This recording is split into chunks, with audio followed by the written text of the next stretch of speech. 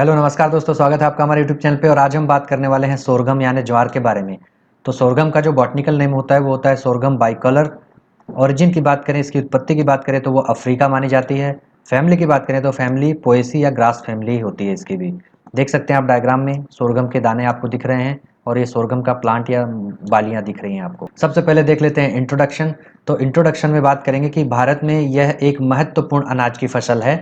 क्षेत्र की दृष्टि से भारत में धान के बाद यह दूसरी फसल है, परंतु उत्पादन के मामले में इसका स्थान धान एवं गेहूं के बाद में तीसरा है। मूल रूप से इसे खरीफ एवं रबी दोनों मौसमों में उगाया जाता है। जो भूमियां गेहूं एवं मक्का के लिए उपयुक्त नहीं होती हैं, ऐसी सीमांत भूमियों में इसकी खेती की जा सकती है। यह विश्व के प्रमुख खाद्यान्न फसलों गेहूं, धान, मक्का एवं ज्वार में से एक है। अफ्रीका एवं एशिया में करोड़ों लोग इसे अपने मुख्य भोजन के लिए ज्वार पर निर्भर हैं। अब यूज ऑफ सोरगम देख लेते हैं, ज्वार का उपयोग किस किस चीज में होता है। तो सबसे पहले देखते हैं ज्वार का उपयोग मानव एवं पशु आहार के रूप में किया जाता है। ज्वार को पशुओं के चारा के रूप में उपयोग किया जाता है। इसके हरे तनों की काटी गई कुट्टी एवं पत्तियों का उपयोग साइलेज अथवा हे बनाने के लिए किया जाता है। साइलेज अथवा हे जो है वो पशुओं को खिलाने के काम में आता है। अगला पॉइंट है मीठी ज्वार एवं पाप ज्वार मनुष्यों के द्वारा उपयोग किया जाता है। इसका उपयोग पेय पदार्थ, शराब एवं माल्ट आदि बनाने में भी किया जाता है। ज्वार की मीठी किस्मों से शरबत एवं बिस्कुट भी बनाए जाते हैं। ज्वार के दानों एवं 10% शर्करा वाले तनों को जनजातीय लोगों के द्वारा खाया जाता है। अब एक इंपॉर्टेंट पॉइंट देखते हैं साइनाइड के बारे में। तो ज्वार एवं सूडान घास की कुछ किस्में होती हैं जिसमें क्या होता है, विषाक्त मात्राओं में साइनाइड उत्पादित करते हैं। जो साइनाइड आपको पता है कि बहुत ही खतरनाक जहर होता है। साइनाइड की सांद्रता छोटे पौधों में ज़्यादा होती है, परंतु बड़े पौधों में जैसे ही पौधा बढ़ता है तो इसकी सांद्रता कम होती जाती है। मतलब बड़ा पौधा बहुत कम मात्रा में साइनाइड जो है वो उत्पादन करता है साइनाइड का। अब देखते हैं कि सीड ट्रीटमेंट यानी बीज उपचार कैसे करते हैं ज्वार में। तो ज्वार के दानों में लगने वाली जो बीमारी होती है, स्मट बोलते हैं जिसको, उसके नियंत्रण के लिए सल्फर 5 ग्राम प्रति किलोग्राम बीज, मतलब 1 किलोग्राम बीज के लिए 5 ग्राम सल्फर डालते हैं।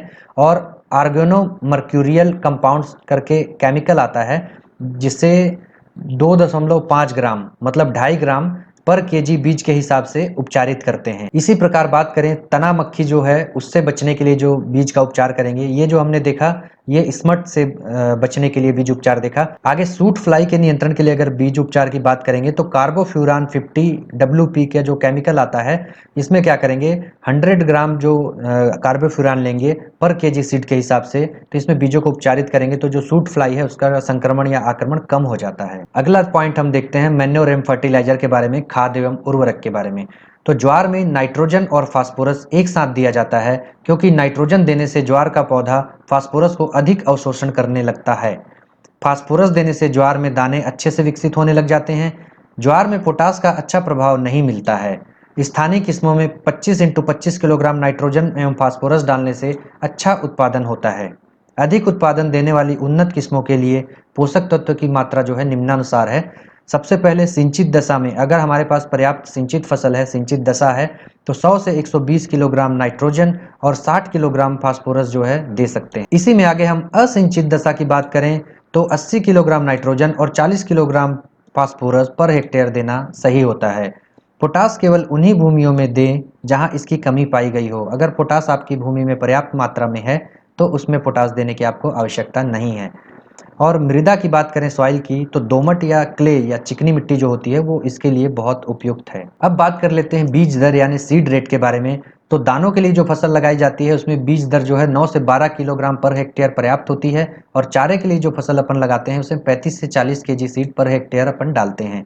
अगर बात करें पौधे से पौधे की दूरी की, प्लांट डिस्टेंस की, तो रो से रो जो होता है लाइन टू लाइन वो 45 सेंटीमीटर होता है, पर्याप्त होता है। और जो अगर हम पौधे से पौधे की बात करें तो 12 सेंटीमीटर दूरी रखनी चाहिए।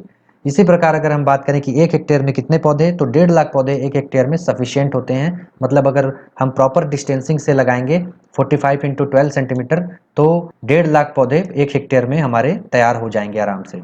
आगे बात कर लेते हैं वैरायटी यानी किस्मों के बारे में। तो CSH1 भारत में विकसित प्रथम संकर किस्म है, 1964 में विकसित की गई थी ये। अगली वैरायटी की बात करते हैं CSH9, सबसे अधिक सूखा सहनशील किस्म है ये। उसके बाद CSV15 चारे व दाने के लिए उपयुक्त है। ज्वार की मीठी किस्मों में 17% शर्करा होती है। आगे चारे वाली किस्मों की बात करें तो रबी चारे के लिए M35-1 उपयुक्त किस्म है। अन्य किस्मों की बात करें तो पूसा चरी, राजस्थान चरी, MP चरी, SSG 888 ये किस्में भी हैं। आगे बात करें तो SSG 59-3 मीठी सूडान मल्टीकट चारे की किस्म है ये। आगे बात करते हैं इरिगेशन यानी सिंचाई की, तो इसकी जो जल मांग होती है वो 450 से 650 mm तक होती है। और सोरगम में सिंचाई की क्रांतिक अवस्थाएं देख लेते हैं तो सबसे पहले अंकुरण के समय यानी बुआई के समय चाहिए उसे पानी। उसके बाद बात करें तो जब घुटने तक की अवस्था होती है, नी हाइट स्टेज बोलते हैं इसको, उस समय ये बुआई के 30 से 35 दिन बाद होती है, उस समय पानी देना जरूरी होता है। फिर बात करें तो झंडा पत्ती अवस्था बोलते हैं, फ्लैग लीफ मतलब जो ऊपर में पत्ती निकलती है फ्लैग लीफ, तो बुआई के 50 से 55 दिनों बाद निकलती है ये, उस समय पे भी पानी देना आवश्यक होता है। फिर जब फूल आता है फ्लावरिंग के टाइम पे 70 से 75 दिनों में, उस समय भी सिंचाई आवश्यक होती है। फिर जब दाने बनते हैं उस समय 100 से 105 दिनों में सिंचाई की आवश्यकता पड़ती है। मक्के में और ज्वार में और बाजरे में लगभग बहुत कुछ सेम है, थोड़ा थोड़ा अंतर है क्योंकि सब एक ही फैमिली के हैं। आगे बात कर लेते हैं कीट नियंत्रण की। ज्वार की तना या प्ररोह मक्खी, यह कीट क्या करता है, फसल की जो प्रारंभिक अवस्था होती है उसमें ही नुकसान पहुंचाता है। बुआई के 6 सप्ताह बाद इस कीट का प्रकोप फसल पर कभी नहीं होता है। इस कीट से प्रभावित फसल में मुख्य तने की अग्रकलिका सूखने पर मृत टिश्यू जैसे लक्षण दिखाई देते हैं, मतलब डेड हट जैसे दिखाई देते हैं, पूरा सूखा सूखा सा दिखाई देता है जैसे एकदम मर गया हो बोल के।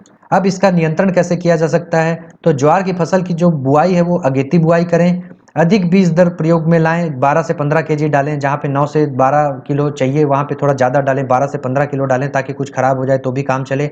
और बीच बीच में क्या करते हैं, मछली का जो चूरा पाउडर होता है वो भी डालते हैं। इसमें क्या होता है, मछली का जो चूरा पाउडर है वो तना मक्खी जो है उसको आकर्षित करता है और पौधों को छोड़कर मक्खी क्या करती है, मछली का जो चूरा है उस पे आ जाती है। इसके बाद हम केमिकल की बात कर लेते हैं, तो कार्टाप हाइड्रोक्लोराइड या कार्बोफ्यूरॉन जो है 3G, वो 2.5 AI पर हेक्टेयर के हिसाब से प्रयोग करते हैं। आगे हम बीमारी या डिजीज की बात करते हैं, तो इसमें ग्रेन स्मट यानी दाना कंडवा एक रोग होता है जो कवक के कारण होता है। आप देख सकते हैं कि इसमें जो ऊपर की बाली होती है वो पूरी किस तरह से देखिए एकदम खत्म हो जाती है, पूरी ब्लैक हो जाती है, जिससे उत्पादन बहुत ज्यादा प्रभावित होता है, दानों की जगह में कुछ नहीं मिलता है। अब कुछ इंपॉर्टेंट पॉइंट्स हैं ज्वार के बारे में जो हम देख लेते हैं। ज्वार भी मक्का की तरह एक C4 फसल है। ज्वार में एक क्वालिटी होती है कि यह जो सूखा है उसे बहुत लंबी अवधि तक सहन कर सकती है, इस कारण इसको कैमल क्रॉप या ऊंट क्रॉप बोलते हैं। कैमल मतलब ऊंट होता है, आपको पता होगा, यह बहुत लंबे टाइम तक सूखे को सहन कर सकती है, इसलिए इसे कैमल क्रॉप भी बोलते हैं। ज्वार को जो है मोटे अनाजों का राजा कहा जाता है। ज्वार का पुष्प क्रम होता है जिसे हम पेनिकल नाम से जानते हैं। ज्वार प्रायः या बहुधा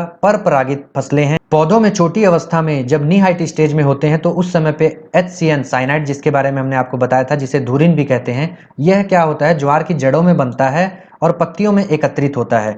तो इसकी 0.5 ग्राम मात्रा, अगर आधा ग्राम मात्रा भी हम देखें तो ये पशु को मार सकती है। अतः पशुओं को ज्वार कब खिलाना चाहिए, जब 50% से अधिक फूल आ जाते हैं, तो उसमें क्या हो जाता है, जैसे ही ज्वार बढ़ती है तो उसमें जो साइनाइड की मात्रा कम होने लग जाती है। तो 50% से अधिक जब फूल आ जाते हैं तब पशुओं को खिलाना उपयुक्त होता है, अन्यथा पशुओं को बीमार कर सकती है ये। ज्वार की उचित वृद्धि के लिए 26 से 30 डिग्री तापमान जो है उपयुक्त होता है। अगला पॉइंट है कि ज्वार जो है एग्जॉस्टिव फसल है क्योंकि यह भूमि से अधिक मात्रा में पोषक तत्व अवशोषित करती है। अब आगे एक पॉइंट है जो इंपॉर्टेंट है, सोरगम सिकनेस या सोरगम इफेक्ट क्या होता है। अब देखिए, किसी खेत में अगर अपन सोरगम लगा रहे हैं, ज्वार लगा रहे हैं काफी टाइम से, उसके बाद अगर कोई दूसरी फसल लगाते हैं तो क्या होता है कि दूसरी फसल की जो उपज है वो थोड़ी कम हो जाती है, क्योंकि जो ज्वार का पौधा होता है उसका कार्बन और नाइट्रोजन का जो अनुपात होता है वो बहुत अधिक होता है। कार्बन और नाइट्रोजन का अनुपात अधिक होने के कारण यह ज्वार क्या करती है, भूमि से अधिक मात्रा में पोषक तत्व अवशोषित कर लेती है। जब भूमि से अधिक मात्रा में पोषक तत्व अवशोषित कर लेती है तो इसके बाद जब कोई दूसरी फसल लगाते हैं तो वह एकदम अच्छे से विकसित नहीं हो पाती, क्योंकि पोषक तत्वों की कमी हो जाती है। इसलिए ये जो इफेक्ट है इसे सोरगम सिकनेस बोलते हैं। मतलब अगर आपने ज्वार के बाद गेहूं लगाया या फिर कुछ और चीज लगाई तो उसकी उपज थोड़ी सी कम हो जाएगी या उपज सप्रेस हो जाएगी, जिसे अपन सोरगम इफेक्ट या जवार इफेक्ट भी बोलते हैं या फिर सोरगम सिकनेस बोलते हैं। यह हमने देखा सोरगम यानी ज्वार के बारे में। तो आपने मक्का अच्छे से पढ़ ली है, तो बाजरा और ज्वार लगभग सेम है क्योंकि तीनों एक ही फैमिली के हैं, तो इसलिए इसमें इतना ज्यादा डिटेल में जाना जरूरी नहीं है, क्योंकि आप मेज अच्छे से पढ़ लीजिए तो लगभग सब कुछ सेम ही है। वीडियो अच्छी लगी हो तो प्लीज लाइक करिएगा, चैनल को सब्सक्राइब करिएगा। वीडियो अंत तक देखने के लिए आप सबका धन्यवाद। जय हिंद दोस्तों।